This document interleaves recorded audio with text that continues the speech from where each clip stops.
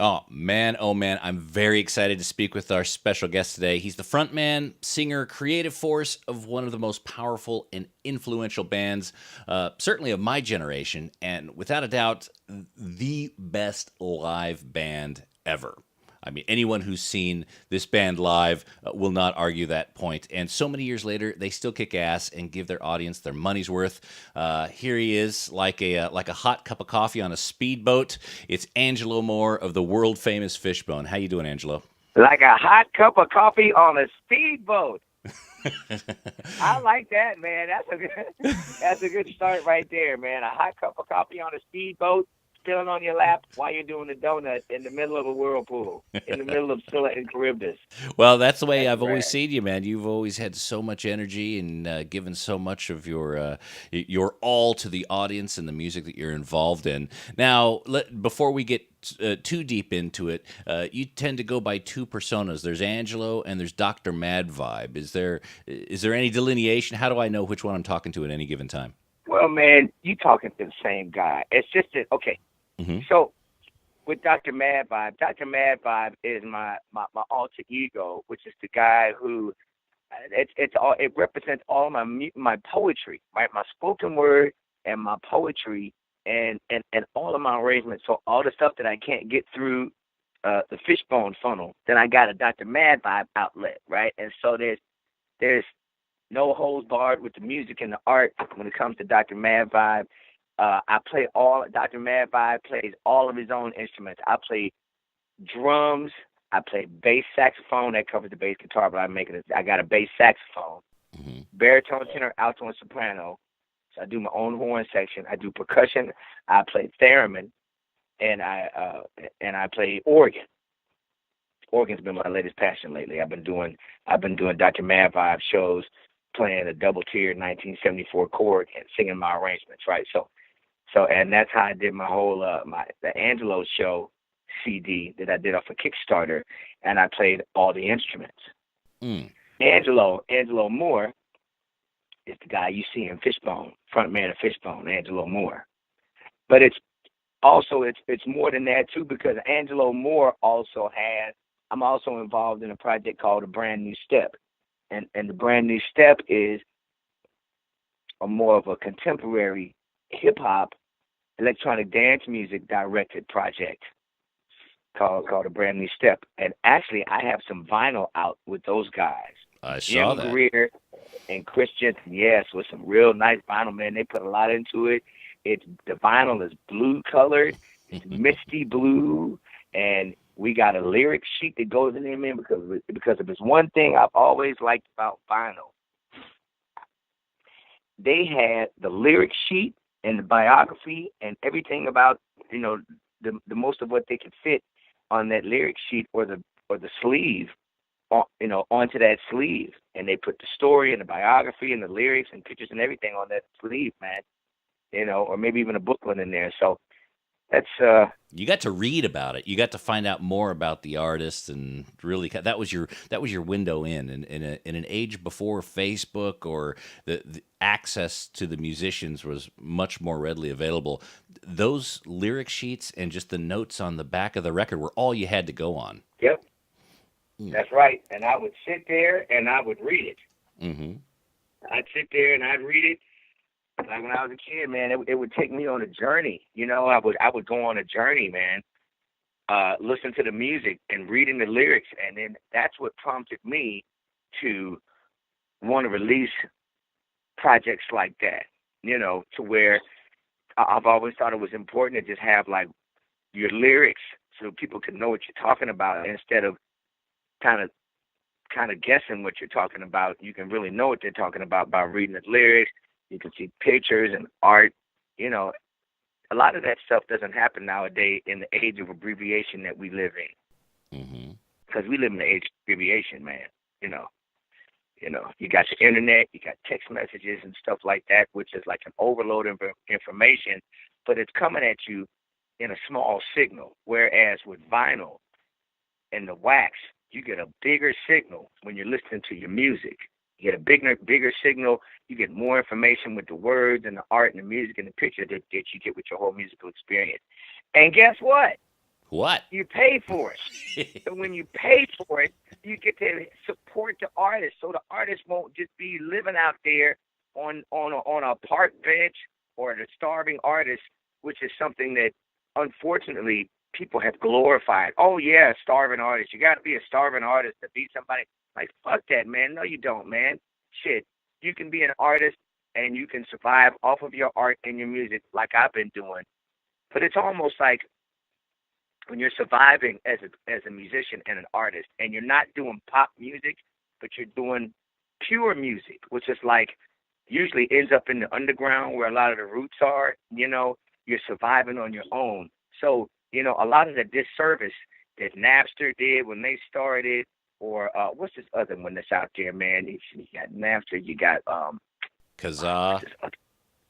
You got Kazaa. Kazaa is one of them. Wow, I never heard of that. Okay, but then there's Kazaa, and then there's BitTorrent. yeah, man. Everybody listens to it. Spotify. Spotify, right? Mm. Yeah, sounds like something you use to clean some spots off your. That was their original business model, but then they decided to just start cleaning the dollars out of the artist's pocket. So you've been really focused and dedicated to your music for many, many years, and it hasn't been easy, I'm sure. Let's go back to the beginning where you're talking about the records. You grew up in a religious house. Was there a lot of music? Oh, dude, it was so much music in the house, man. So much music going on. At first it wasn't a religious house, but it turned into that eventually. Mm-hmm. My mom turned Jehovah's Witness after a while, and my mom and my dad really didn't agree to it too much. But on my mom's side, it was like a lot of gospel going on. My grandma was a piano and organ player in the First Day Street Baptist Church, and there was a lot of that stuff going on my mom's side. On my dad's side, it was a little bit of that, but not as much as my mom's. Like on my dad's side, it was a lot of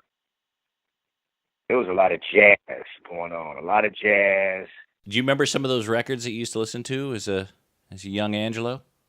Man, I would see Duke Ellington a lot around the house. I see Dexter Gordon. I see Miles Davis all around, and Herbie Hancock and Wynonie Harris, and lots of jazz, man. Just like endless jazz records. A lot of Verve and stuff, and Blue Note recordings.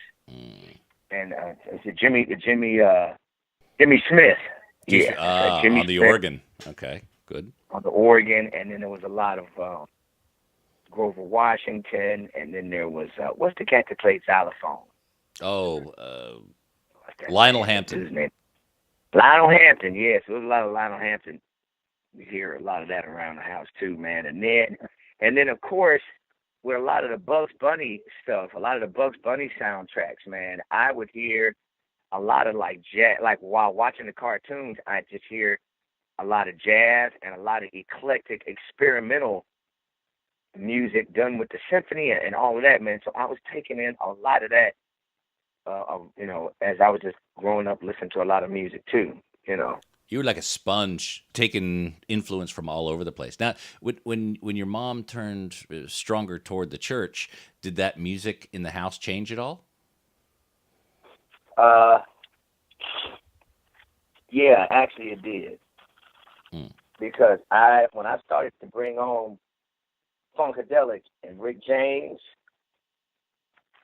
and the Bad Brains and the Germs, even those musical genres are completely left and right from each other. The religion was like, well, you shouldn't listen to it because it's bad, and it's Mm-hmm. I would hear devil music every once in a while and stuff like that. Although, when we were listening to Jimi Hendrix was always around the house too, but that was before a lot of the religion came into the picture. Mm. So there was a point in time where she went through and said, okay, this record's okay, this one not so much. Yeah. Okay. She broke my trumpet player's record, the Tales of Kid Funkadelic. Mm. She broke that record over her knee, man, because she thought it was some backmasking going on. Record. And would it be fair to say that that made the music all the more attractive to you? Yeah, man, shit, because I was in the rebellious age. Hell, I wanted to hear eclectic music. I wanted to hear shit that was just different than everybody else. So, Mm-hmm. I was determined to hear more obscure music. So the more my mom said, no, you can't listen to that, the more I would go out to the record stores and I would trying to find the most weirdest shit I could find. Man, Isley. Okay, now I'm starting to think Isley Brothers, Bad Manners, the Specials, the Selectors. Oh God, it Fela Kuti, man. All vinyls that I would get. And this was a lot of stuff. Ohio Players, man. Bootsy. A lot of this stuff was in vinyl before CDs came into the picture, which unfortunately I ended up surrendering to the CD age in a lot of ways. And I just now started getting back into vinyl, man. I broke out my old record player. I got a record player, man. I got an MGA Mitsubishi Electric direct drive, fully automatic turntable, DP-620. I'm looking at it right now. And you got that all working out. Do you have any of the old records from your youth? Yeah. As a matter of fact, I'm a lot of old records from my youth, man. I still got a lot of them too. They're in the garage. So I've been digging them out and dusting them off lately and listening to a lot of stuff. Now, how is it that you found punk rock? Well, I discovered punk rock when I was like just out of junior high, probably like just getting into high school. I'm guessing, probably like mid high school, probably like 10th grade, man. It's when I started discovering punk rock, and I was hanging out in Hollywood Mm-hmm. and going to a lot of the clubs, and checking that out. And of course, Fishbone. I mean, we were getting into a lot of that too. We were merging from playing a lot of Rick James and Funkadelic and James Brown and stuff like that. And then we were starting to get into a lot of punk rock because we were going out to the clubs. And when we go to the clubs, man, we would hear punk rock music, punk rock music, and it was wild and it was angry. And it was just perfect for the age that we were. Mm. Punk rock and ska and stuff, and then reggae came a little later on. Reggae came to kind of like cool the fire down just a little bit, But we was digging the fire, man. We was digging that. So when you guys started playing live, it sounds like the only options at that point for a band that new and that young were the punk clubs. Would that be correct? Well, I don't know. It's kind of hard to tell, man, because I remember we played CBGB's a lot, the Cat Club in L.A., the Cafe de Grand. Yeah, I guess they were like punk clubs, man, bordering on punk clubs, punk, a lot of just like this dance clubs, man, and the punk rock was intertwined in a lot of the places that we would play in, the clubs that we would go to. It's funny, man. Last night I was looking at the Bad Brains documentary last night. Mm. Not the most recent one, but I've just found out that they got probably like about 3 or 4 documentaries, man. So a lot of the clubs that they were playing and the tours that they were doing and the tour circuit, the club circuit they were doing, we were doing the same thing, man. Yeah, we were doing the same thing, dude. You're watching the documentary, you're like, I remember that place. I remember that door. I remember that. I was like, oh shit, I remember that. I remember seeing that street right there. I remember that club front right there, man. It's like we were all following each other around America. Mm. And we were all frequenting the same clubs, the 930 Club in D.C., the original 930 Club in D.C., Yep.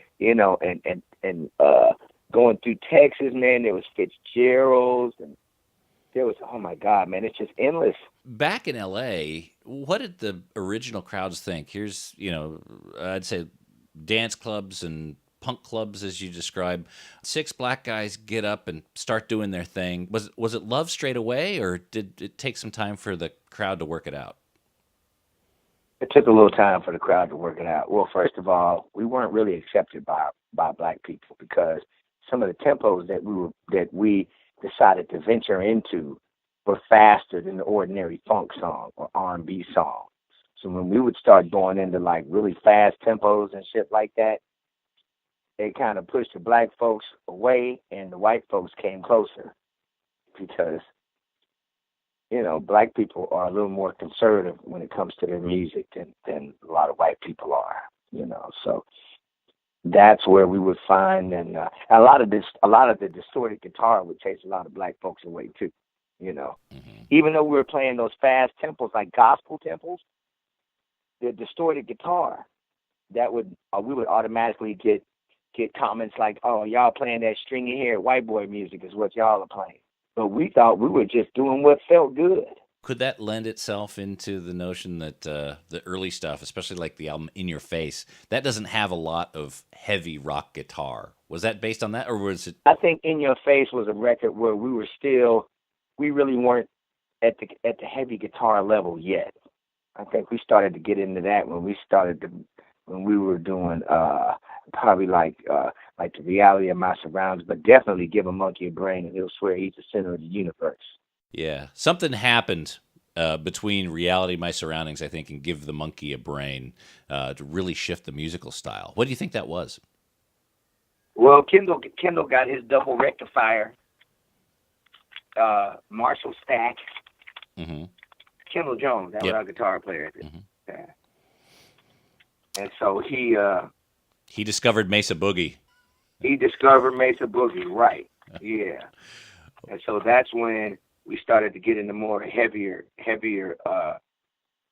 styles, of, genres of music. And well, the horn section. I mean, we just stayed the same the whole way. We didn't have any distortion on our horns or anything like that. I mean, I started to branch out and use a little distortion on my saxophone, maybe an envelope filter or a delay pedal.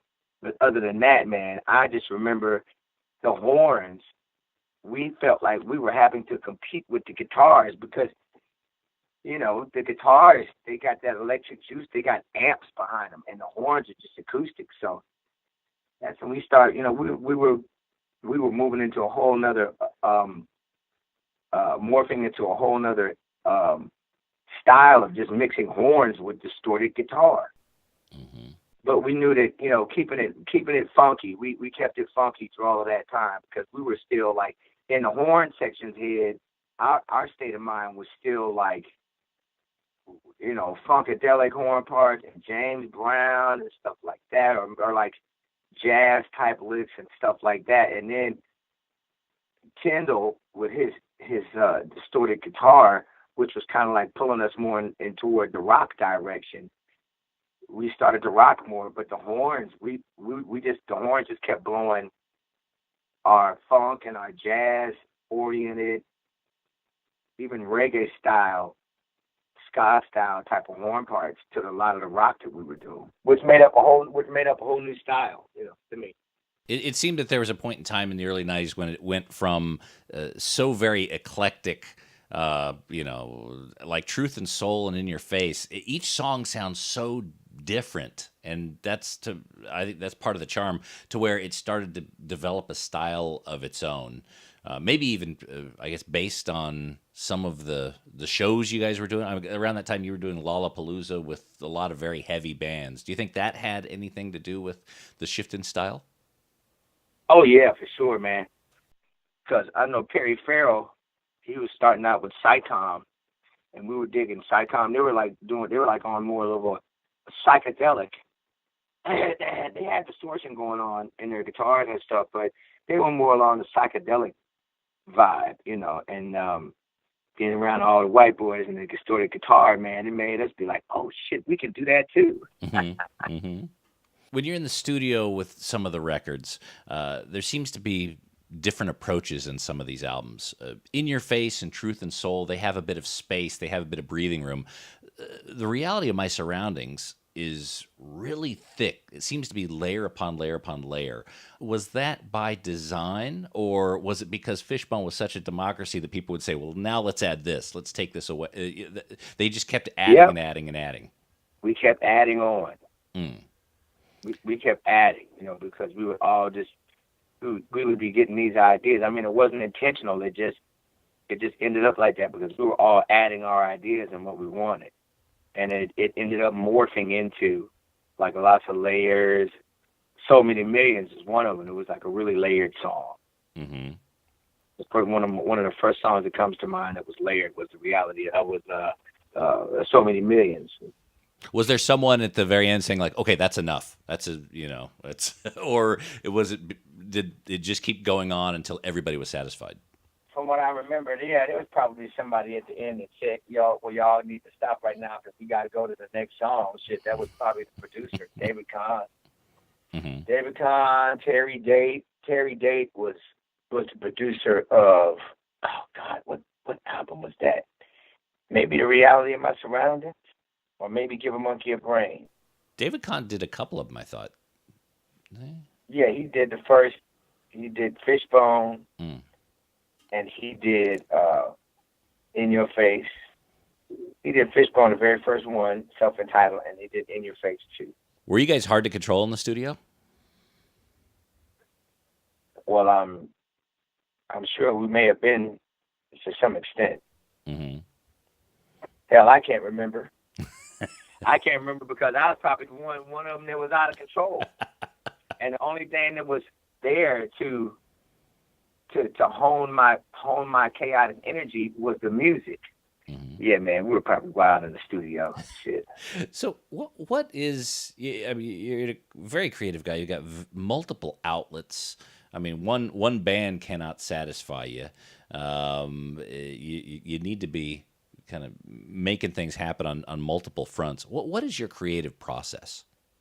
I don't really follow any type of like stereotypical arrangement pattern. Mm-hmm. I would follow how my lyrics looked on the page. That's what I would do. I would have my lyrics written down on a page. I'd have like a couple of lines, maybe a paragraph, and then maybe a couple of words kind of like sparsed out in between 3 or 4 lines or some shit. Mm-hmm. But I remember I would design a song around how the lyrics were written on the page. Usually people do it the other way around. But that's how I would end up doing it because I would write my poetry first and then I'd end up designing the song around that a lot of the time. So like grabbing a phrase, something that just stuck in your head, and then building the song around something like that. And building the song around that or the part around that. I'd build a part around that, and then I would just end up putting the different parts together. And by the time I end up putting the different parts together, that would be the arrangement. And it didn't necessarily follow chorus, verse, chorus, bridge. You didn't try to shoehorn it into a structure.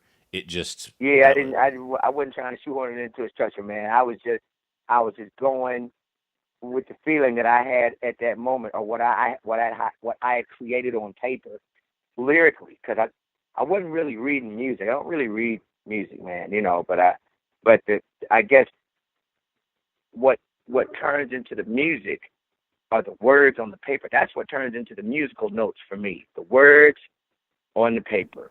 Do you write music and or poetry every day? No, man. Matter of fact, I think probably up until about a couple of months ago, I've been jotting down little phrases here and there. But up until a couple of months ago, before that, man, I had been writing shit, dude. I haven't written anything. But what it is, I guess, the way my process will end up going is I'll end up filling myself up with just life experiences, right? Filling myself up, life experiences that happened to me, or while I'm going through something or whatever. I remember going through my divorce, man. I remember writing a whole 17 episodes of stories, all based off of my divorce, at least rooted from that. So I got that out of my system. A lot of stuff that was going on in society and a lot of racist shit that happens in America and stuff like that. You know, I would see that happening and I would end up writing that down. Mm. You know, and so I would it's almost like I'm life experiences fill the cup all the way up to the top. And then once it gets to the top, it spills over. And that's when all the music and all the arrangements and all of the performance art pieces start to come out. Then when the cup is empty, then I end up not writing anything for a long time. And that's because I'm filling back up again. And so now that it's been a while since I've been filling back up, man. So now that I guess my cup is getting to the top because I've been writing stuff a little more and more here and there. So when the cup gets to the top, then you do Fishbone, Mad Vibe, the Brand New Step. You start to have all these different things, expansion and compression. Yeah, man, baby. Fishbone and Angelo and all your different projects really well known for the live sets and just the intenseness of the live shows. Where all that energy, is that energy difficult to summon and maintain? Well, I don't think it's too difficult. It just comes right on out, man. It comes right out, you know, especially when you got your music together and you're confident about the arrangement that you're playing. That fire just comes right on in after it, man. It just comes with it. Even if you're having a bad day, you step on stage and yeah, you gotta let the music take over, man. Let the spirit of the music take over, even if you're having a fucked up day. You know, the music saves the music, and the music is the answer to everything. Music and art, man. That's what I make a point to say that, you know, at my shows lately, man. Music and art is the answer to everything, especially with the way the world has been lately. Especially since we've been moving into the dark ages, probably not like about a decade ago, I considered us moving into the dark ages, and then you got the internet, which is an open door to just like where the wild things are. So obviously you see things getting worse. Oh, dude, yeah, Satan's in office right now, man. Hail Satan. That's what a lot of people are saying. That's why that motherfucker's president now. Let me ask you, ska is such a happy, danceable music.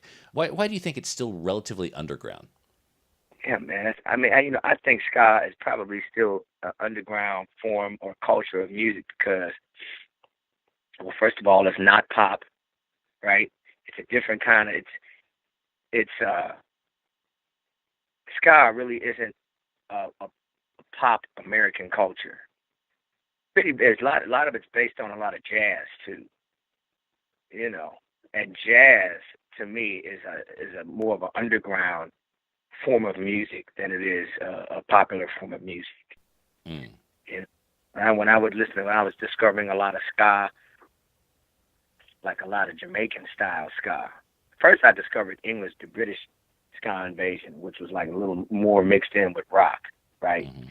A little rock and punk and stuff like that. But a lot of that stuff was coming from England, and if it's coming from England, and if it's not poppy, then it's definitely underground, especially if it's coming from overseas here in America. So you have to be in the underground to catch a lot of that real good ska music, man. A lot of those. And it was dance music too, man, you know. Mm-hmm. Dance, man. That's where everybody and all the punks and the mods and the ska kids, we'd all be hanging out a lot of the time in the same club. Either they were hanging out in the same club, or I would be going to all the different clubs experiencing that. So it all got mushed together for me. It's all part of the collective. Yeah, it was all part of the collective. But like you say, ska is like a happy style of music. I just remember Fishbone making a lot of our ska. A lot of our ska ended up dark.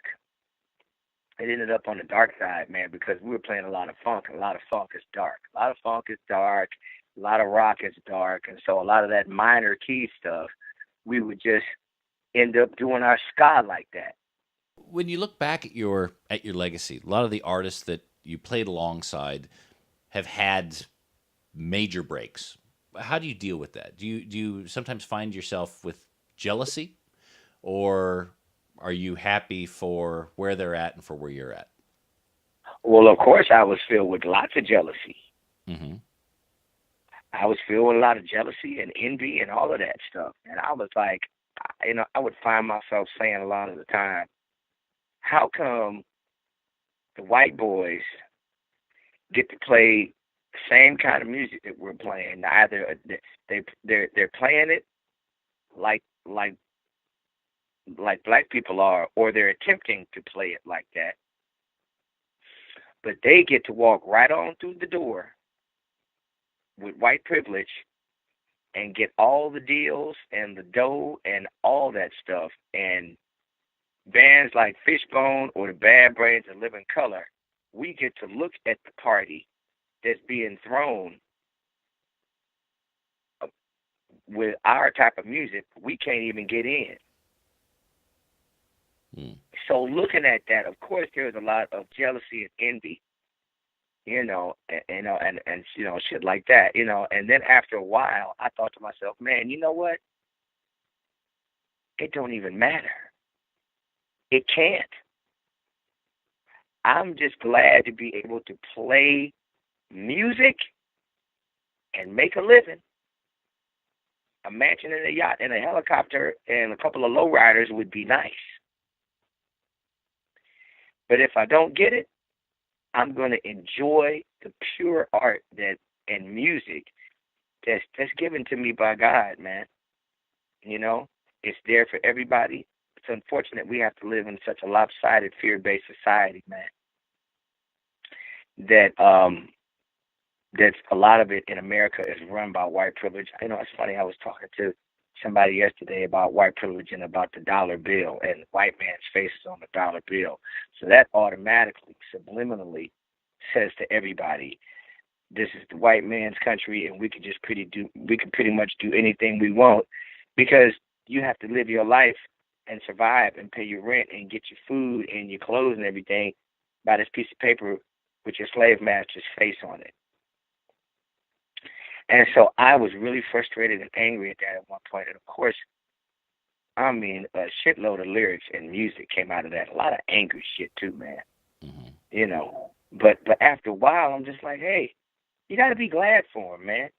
You got to be happy for him. I'm happy for the Chili Peppers, and No Doubt, and Perry Farrell, and all those other bands that Fishbone started out with, and they were able to go ahead and step through that door because of their whiteness and get what they've got. And I like it when we still collaborate and things of that nature, but I know it's just a lot harder in America because of that phenomenon. So, you are appreciative of the fact that you still are alive and breathing, and you have people that still appreciate your music and your art. And the Lord provides a way for you to survive with your music and your art, as long as you're honest with it, man. Even if you're barely surviving, you still get to survive. And plus, man, you know what? It's even outside of America. When Fishbone started to go outside of America, and we would go to France. We were like really big in France and stuff, and France and the UK and Germany and stuff like that. We go abroad and we play, or Japan or South America. It turned into a different story when we go over there, because it wasn't really all about white privilege no more. It was just about music, even if it was being sung in a different language. Half the majority of those people in France and Japan and Germany, everywhere but the UK, they couldn't understand what the hell we were saying, but they could feel it. And they could feel it, man. And so, they'd be mouthing some of the lyrics that we would sing. And, I had a feeling they couldn't understand what we were saying, but they were singing along with it because they liked the sound of the words and how the music went along with it, vice versa. So when once we stepped out of America, man, we didn't really experience a lot of the racism that we did here in America. And then when we would come back from Europe somewhere or Japan or something like that, it was, you could feel it, man. Coming into the airport, coming through customs, man, you could just feel that vibe. I'm like, yuck, dude. But this is where I'm from. This is where I was born, dude. I was born here in America, with all of the, all of the beautiful things that America has to offer, as well as the ugliness too. And from it, this is where we get a lot of our fiery music, man. Oh my God, let me just tell you this one more thing before you ask me this next question. So, we were over in France, and Terra Terra was the name of this record company that we were with, right? Mm-hmm. And I was asking Laurent and Matthew, those were the guys' name. I did a lot of music with those guys, man. I asked them, well, how come you guys don't have any French bands on your label or your booking label? You like booking French bands, right? And they said, well, French bands, they cost too much because the government puts the big tax on the French bands, even though the government, if you have it was something like, if you have 60 gigs a year or some kind of number of certain gigs a year, the government pays for your rent and your medical and all that as a musician. Wow. They don't do that here in America, right? So the percentage that the government takes, which was, I'm just going off of, I'm probably not even calling any accurate percentages or numbers, but I'll just say 60%, right? The government takes 60% of the musicians' pay after they play in the club, and they take that, and then I guess they put it toward, whatever the government puts that shit toward, plus they pay for the musicians' housing and the medical and stuff like that, right? So the musicians are a little more lax and laid back, But American musicians, they're poor. Their country doesn't really appreciate their music as much as they should, so they're angry, and they're mad, and they're cheap. And so Terra Terra was like, this is why we like getting American bands, because American bands are starving artists. They come from a country that don't really appreciate what the fuck they're doing, so they're mad half the time. So that's why we're going to bring you American bands over here so you guys can break, because y'all got the fire. well, quite honestly, great art comes from tough times, and I foresee, the next 4 years is creating some fantastic art. Man, there's going to be some art and comedy coming out of the next 4 years, dude. And I got to tell you something, man. Trump may be as fucked up as he is, dude. That dude is one hell of an entertainer. You can't stop watching the news. You can't stop watching it. You can't stop talking about that evil motherfucker, man. I'm just like, oh, shit. It's like watching Godzilla, man. I was telling people before Trump got elected, right? I'm like, if Trump gets elected, it's like watching Godzilla, right? Now, if Trump gets elected, it's like Godzilla that you can't stop watching, knocking over buildings and smashing shit and setting shit on fire. But it's going to be like Godzilla stepping out of the TV into your living room. Now Godzilla is stepping out of our television sets and into the living room. So when Godzilla starts burning fire and smashing shit and killing people and doing like Godzilla does, it's going to be lots of comedy, because I'm sure a lot of people would rather laugh than cry. So we're going to force ourselves to laugh with a lot of comedy coming out of that motherfucker. It's a comfort thing. I mean, I know I personally use comedy as a bit of a self-defense, or a security blanket, because if I thought about the reality of it, I would completely be upset. Or dude, I'd be sitting next to the fucking next bum or wino at the bar, and I'd stay there. I'd be sucking in a tailpipe. So yeah. So yeah, comedy and art, I think, is a natural reaction for self-expression. So and look, say what you will about Trump. I know some of the listeners love him, some of the listeners hate him, but he hasn't really exhibited himself as a friend of the arts.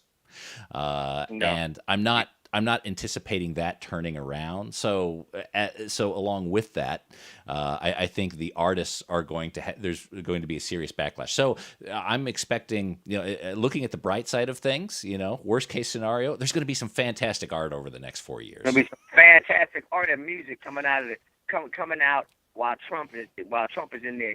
So, Angelo, this is really appreciate you spending some time with us here and talking about your musical history and all the creative ventures you're doing. You also recently had a project Infidelica. Am I pronouncing that right? That was fast-lived.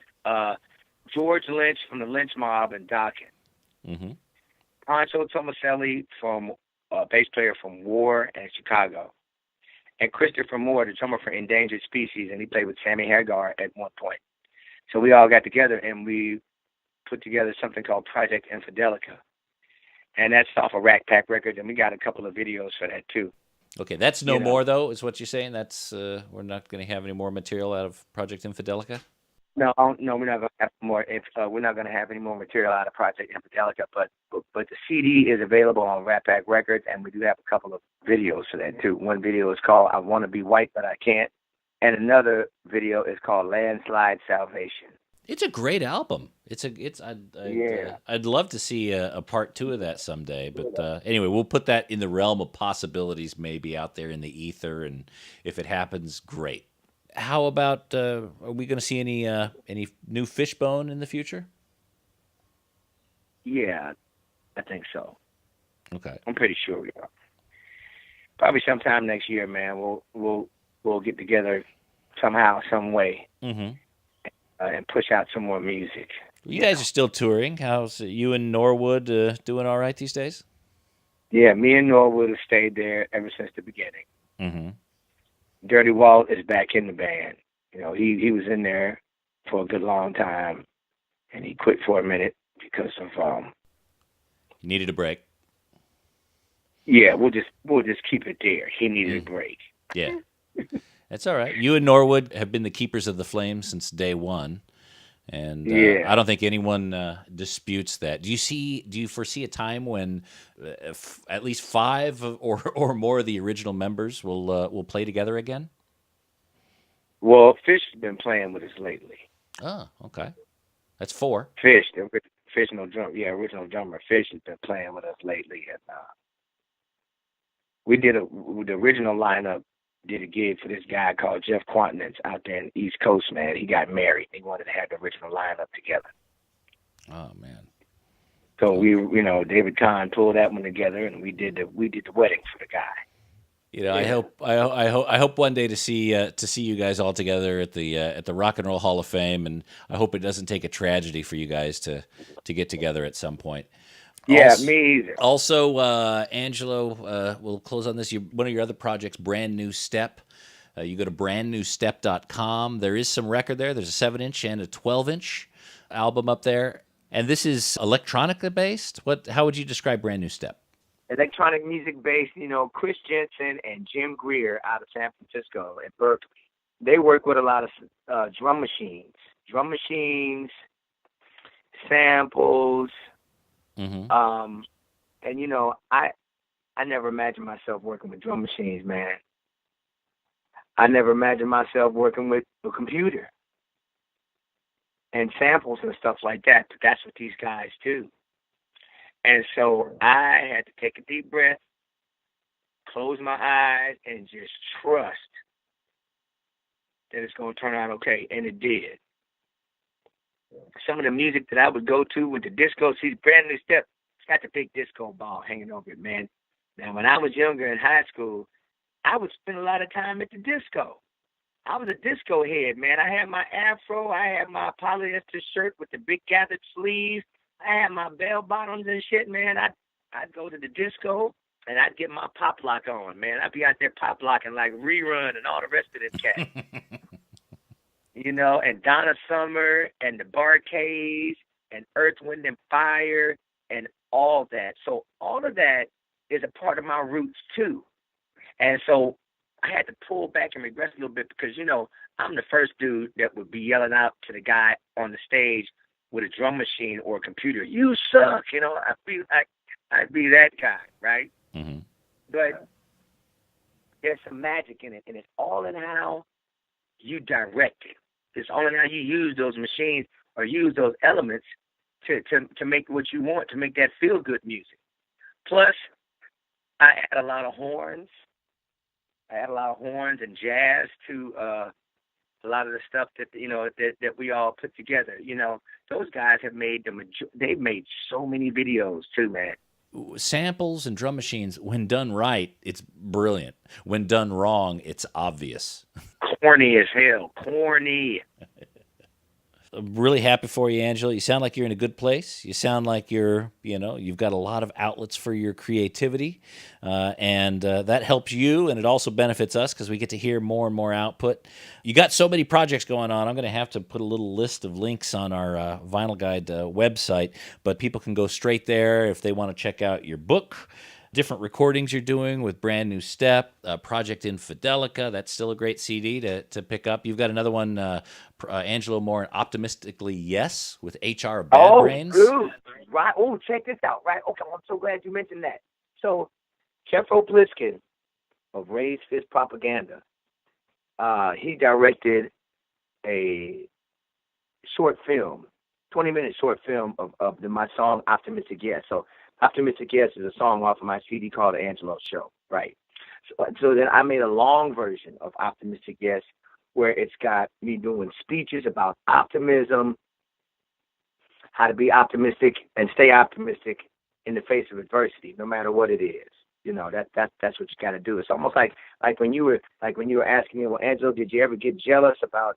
You're jealous about or envious about some of the other bands that were able to attain all of the financial success, and you and Fishbone just stayed where you guys were? I'm like, dude, no matter how angry I got, I had to see the light in all of it.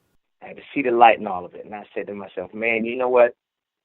Doesn't matter how much money you got, as long as you remain optimistic.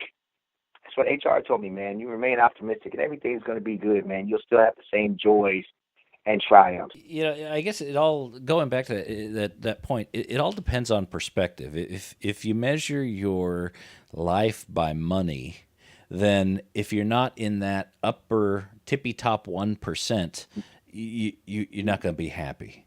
But if you look at it also to where and again, you're probably, in terms of creativity, you are in the 1% in terms of the output and self-expression. If you look at 99% of the rest of the world, they don't have the opportunity to have that self-expression. They don't have that that top of the Maslow's pyramid, to where they're doing a 9 to 5, or they're doing what, and they're happy by all accounts. But to truly be self-expressed and to do your art, even part-time, much less for a living, is something that a lot of people don't get a taste of. And man, you are drinking from the cup, quite readily. Oh man, yeah, I'm getting drunk off of it too. Leave some for the rest of us. Lots of creativity and self-expression, man. It's so important, especially like we were saying earlier, with the times that we are drifting into, even the darker ages. Shit, man, you gotta be able to express yourself, or you'll explode or implode. But you got to be able to do that, man. All right, Angelo.